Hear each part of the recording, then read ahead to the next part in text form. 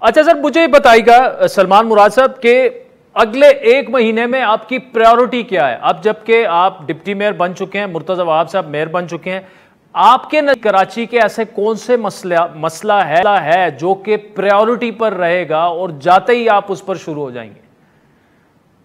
پانی ہے، صفائی ستھرائی ہے، سیوریج کا سسٹم ہے، اور بہت سے ہم نے میگا پروجیکٹ چل رہے ہیں۔